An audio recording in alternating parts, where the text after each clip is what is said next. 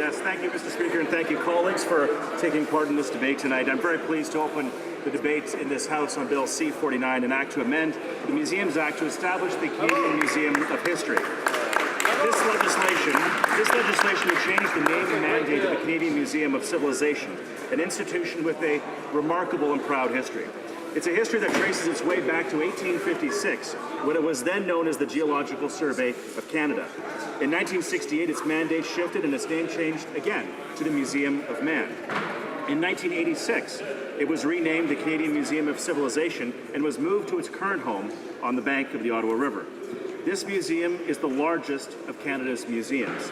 It is the largest both in size at over 1 million square feet and visitors, averaging 1.3 million visitors over the past couple of years. It receives the largest share of government funding of any museum, and it's one of the museums with the highest level of self-generated revenue. But while the Canadian Museum of Civilization is our country's most visible national museum, it's not our only museum. In fact, across this country, there are over 2,500 museums and communities all across this country, some large, some small, and all of these museums, all of them, tell our stories. They tell them in different ways, in different locations, and they tell them in a way that is unique to these local communities. For example, at a small town of Midway, British Columbia, there's an exhaustive display of material from the Japanese internment during the Second World War. Japanese Canadians living in the region collected materials and put together a narrative of what Japanese Canadians dealt with and suffered through in the South Okanagan during the Second World War. And there are countless examples of exhibits like this in museums all across Canada. Ces musées décrivent notre histoire, c'est-à-dire l'histoire du Canada. Mais le Canada n'a pas de musée national qui relie tous les musées et dont la mission est de présenter le récit complet de notre histoire, l'histoire du Canada. Geographically, Canada is the second largest country in the world.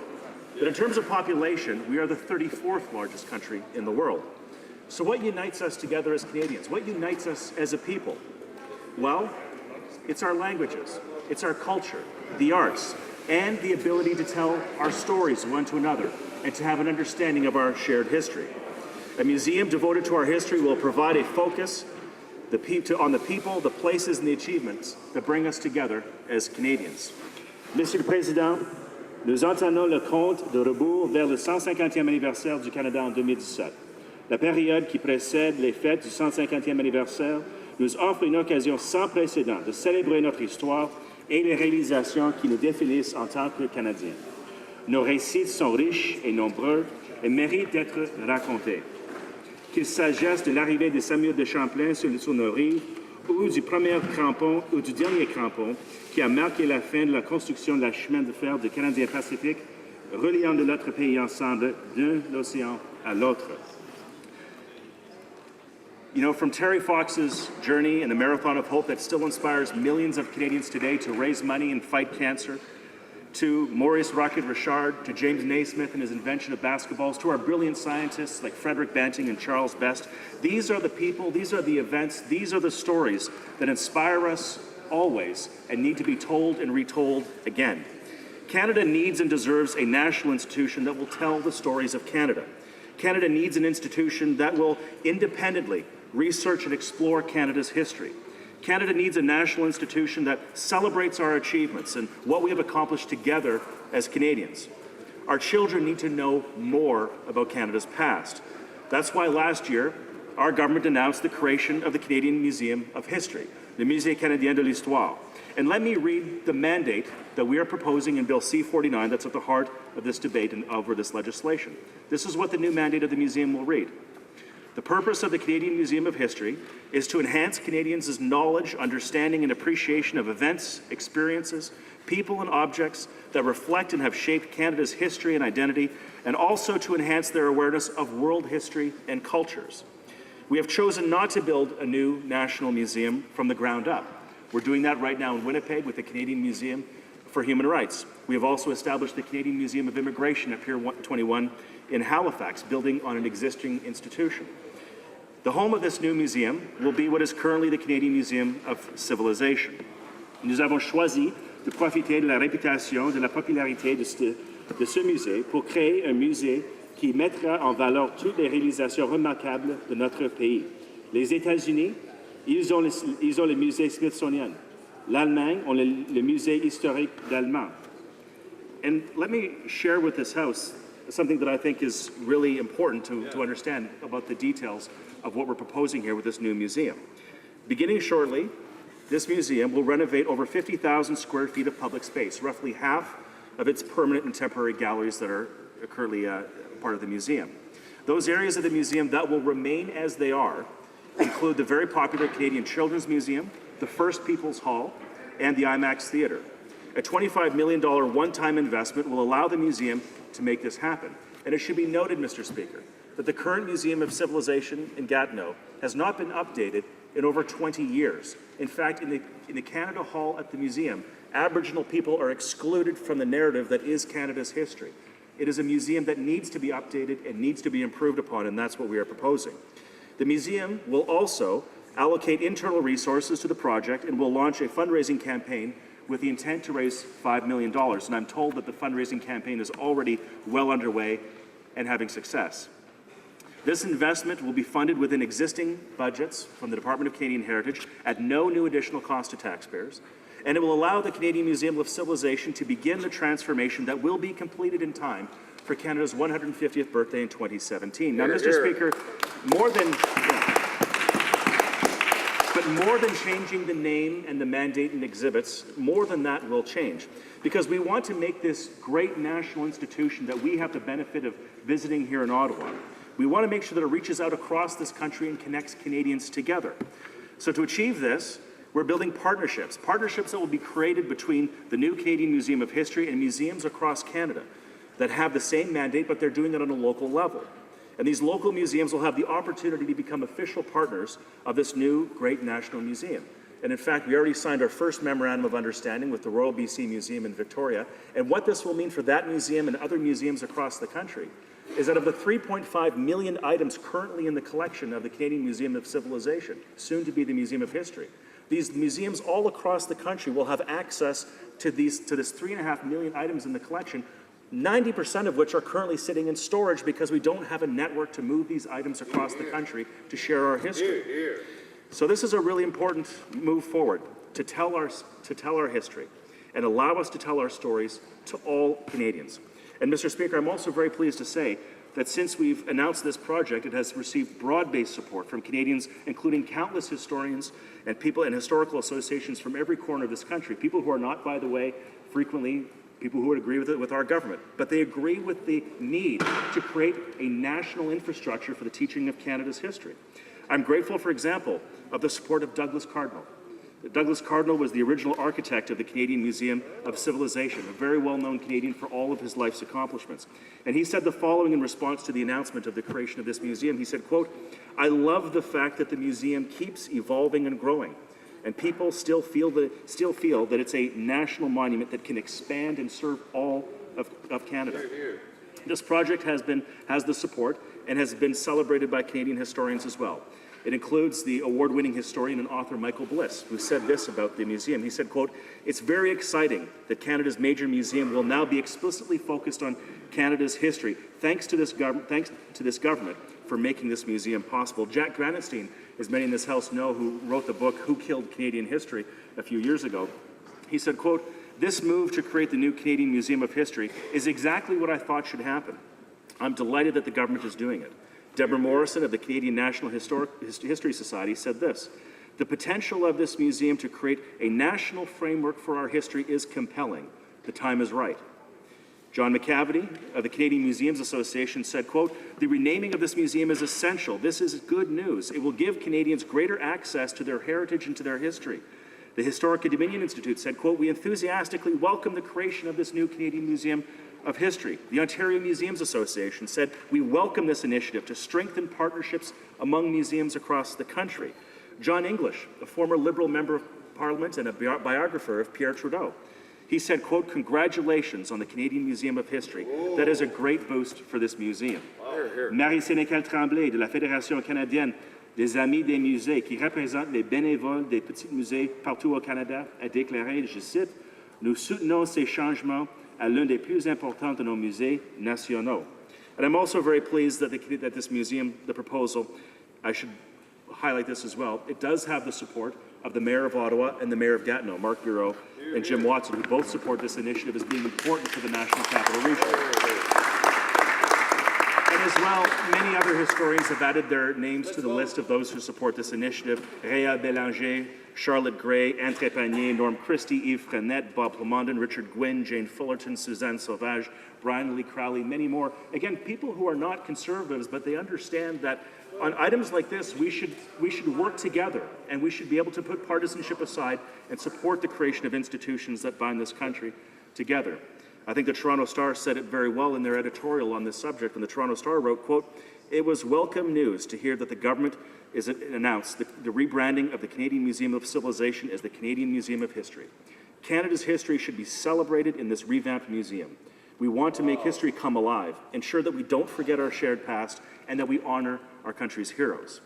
Now, in conclusion, Mr. Speaker, I do understand that this is an issue that has brought some great debate across the country. But, you know, Canada's history is far from dead. It's alive. It's well. It's a story that needs to be told.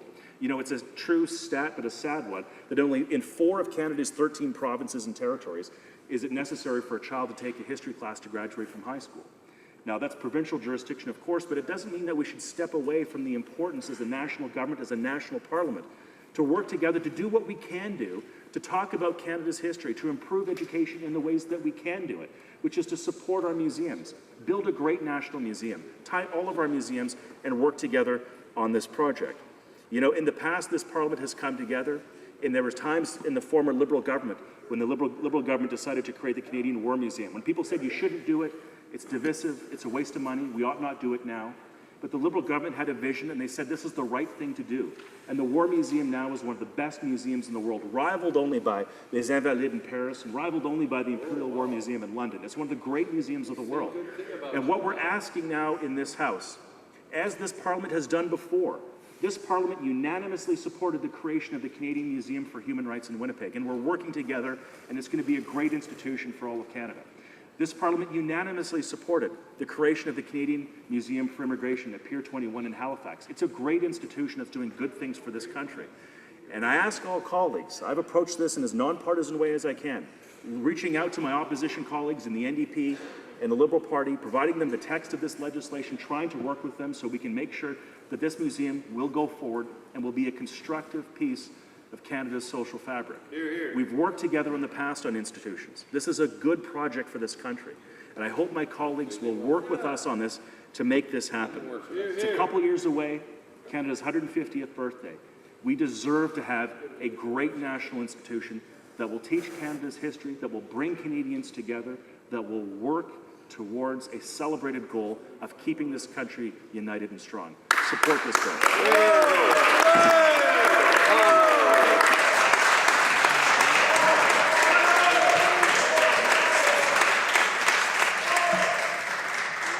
Questions and comments, questions et commentaires.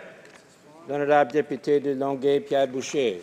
Merci, Monsieur le Président. Et je dois féliciter M. Moore pour avoir exprimé ses convictions profondes, certainement, au sujet de ce projet de démantèlement du Musée de la Civilisation, des civilisations actuellement. Et je dois aussi reconnaître qu'effectivement, le système prévu pour le rayonnement du mandat de ce musée est bien articulé. Toutefois, quand j'entends notre ministre du Patrimoine nous dire qu'il croit que les Canadiens deserve this, well, they don't deserve what you design, they deserve history. Et puis le problème ici, c'est que... dire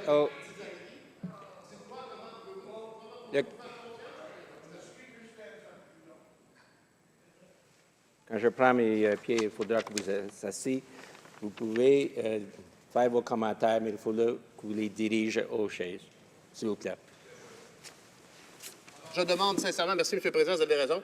Alors, je demande au ministre du Patrimoine de m'expliquer comment nous pourrions bien lui faire confiance quand il nous dit de ne pas parler de partisanerie quand on voit l'éditorial qu'il y a dans l'histoire qu'il a favorisé jusqu'ici au niveau promotionnel. The Honourable Minister for Canadian Heritage. Well, as I said, I brought this issue before parliamentary committee. I've spoke to the member opposite about this project, and I do think that this should be above partisanship. As I said, when we created the Canadian Museum of Immigration, the Canadian Museum for Human Rights, when the Liberals created the Canadian War Museum, I think those are all moments where we were actually able to work together. And he mentions partisanship, but look, again, I would just read into the record the new mandate. This is what's in the bill, and this is the new mandate of the museum. I don't think there's anything ideological or misguided about this at all. It says, quote, the purpose of the Canadian Museum of History is to, quote, enhance Canadians' knowledge, understanding, and appreciation of events, experiences, people, and objects that reflect and have shaped Canada's history and identity, and also to enhance their awareness of world history and cultures. I think that's a mandate that's focused on history. It's open. The Museums Act creates a barrier between politicians and the minister, telling a museum what they can or can't do on a day-to-day basis. That's what the Museums Act does. But this gives the museum a focus. By the way, a focus in a way that I think has long been needed to this museum, and a refreshing of a mandate that I think will serve all Canadians very well. And it's not just about this, as I said. This is about creating a pan-Canadian infrastructure to bind all of our institutions together, so that all museums, not just the museum here in the National Capital, all museums in the country will benefit from this proposal, because all museums in the country that become official partners will have access to the 3.5 million items in the collection, 90% of which are in storage right now, so that we can tell all of Canada's stories one to another. You know, we often know our local histories very well.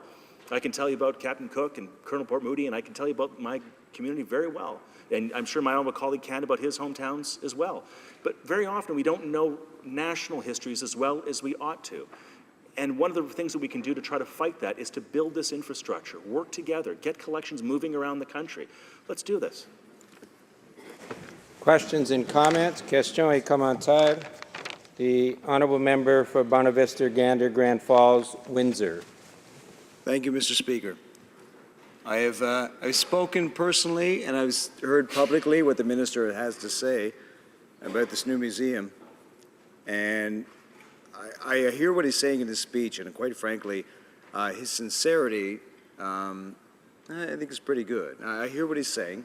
I like what his sincerity is, but I want to ask him the question. I want to ask him about the fact that recently there was a motion in the committee that talked about the history of this country, and it was incredibly prescriptive in how we go about doing this.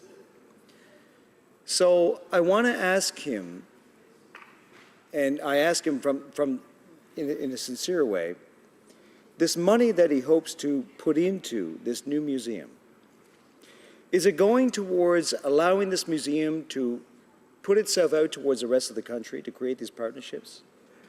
Is it one that is sincere, that provides the money for all these museums across the country to share in the history of this country? And how will the operations of the museum go forward under this new title of? In other words, Mr. Speaker, I don't want this to be simply just a rebranding exercise. I hope, and I sincerely hope, that what he is saying tonight is that he wants to put this museum to the rest of the country and to tell a story that is sincere, that is right, but also has its independence, its curatorial independence, to say that we are going to display to the nation for 2017 that we want this to be a gem in North America. Is this going to be the case? How is it going to be so with the money he is investing? The honourable minister. Very good question, and I do again agree with my colleagues' both sincerity and genuine curiosity that this be done right. Look, first of all, the $25 million will be invested to do physical renovations within the museum and also to do the reaching out that he describes. Second, and this was a part of budget 2012. It was an item in the budget, but wasn't a high-profile item in the budget. We have in this country what's called the indemnification program, which is exactly what it sounds like. Over the years, it's $1.5 billion. $1.5 billion that the government of Canada has an exposure liability per year to indemnify artifacts to come in the country and to move within the country. And typically in a calendar year, that $1.5 billion is consumed in the first 4 or 5 months of the calendar year. And it's usually the large institutions that have access to it, so ROM, Glenbow, other institutions around the country. In Budget 2012, already passed, we've doubled the indemnification fund from $1.5 to $3 billion per year. So the funding is there. So they have $25 million to improve the institution here in the National Capital. Then we have the indemnification fund that local museums can tap into. So you think about what that means for local museums.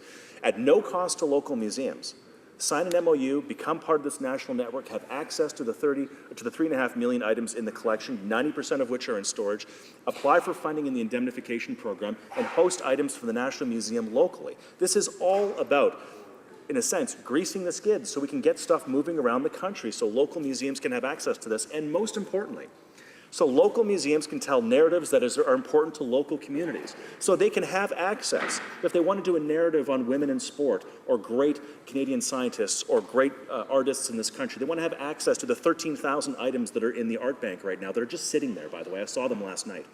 To have access to these things and have them in museums and have school kids going through in off hours when the public isn't there, breathe new life of fundraising into local museums so they can see these things and have early exhibits. That's what we're trying to do. The money is there, the independence is there. It's up to local museums to decide their local narratives, to have access to this bank. This is a good project. It's a very important one. And that's why, as I said, every museum association in this country has supported this initiative. Every historian that you talk to is supporting this initiative. Every single editorial, from the Toronto Star to the National Post, Maclean's Magazine, all of them have endorsed this bill and endorsed this proposal because they see it as something that's good for this country. Questions and comments? Question commentaire. The Honourable Parliamentary Secretary to the Minister of National Revenue. Thank you, Mr. Speaker, and I am really delighted to hear tonight about the plans to move forward. And having the opportunity within the last month, I did visit the Museum of Civilization, and then I went to visit a little museum in Clinton, British Columbia, which had an amazing collection from the Gold Rush times, and it was quite a delight to tour through this very, very small museum. So I would really like to hear more from the Minister in terms of how he perceives that these will knit together. And we heard about the opportunity for small museums to bring collection items one way. Will there also be the opportunity to have a little bit more of a two-way? And that includes things also like the Japanese camp that he acknowledged in his comments regarding Midway. So will there be a little bit more back and forth with this plan? Minister for Canadian Heritage, you have 1 minute. Yeah, I mean, one of the things that we've spoken about with Mark O'Neill, who's the current president of the Museum of Civilization, one of the things that we've spoken to him about is an idea that all partner museums across the country, all those that sign an MOU, it makes a lot of sense to have them come together once a year, to bring in the CFOs, the board chairs, the presidents of these local museums across the country, have them come to Ottawa, talk about best practices, maybe talk about collectively having better curatorial services, working together on ideas to digitize their content and making it more available online. So it's not just about partnerships between the National Museum and local museums, but partnerships between local museums as well. Because you would be surprised, I think, is what you're referring to about the museum in Clinton, and I've seen this in museums all across this country. There are some incredible collections of some really remarkable things in museums all across this country. And what's really great about them is that when you have the privilege like I've had to go and visit these museums, you find some real gems around this country, but also you realize that some of these gems have become stagnant in local museums because they've been there for a long time. We want to breathe new life into our museums across this country, allow them to have collections from other museums in the country, draw down from the National Museum, but have all of our museums have new life, new energy, and new stories being told in their museums as they choose them, not as Ottawa chooses them.